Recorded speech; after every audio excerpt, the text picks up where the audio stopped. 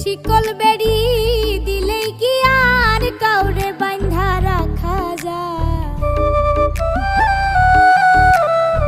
শিকল বেড়ি দিলেই কি আর কাউরে বাঁধা রাখা যায়? যদি থাকিতে না যায় কি লাভ হইল শিকল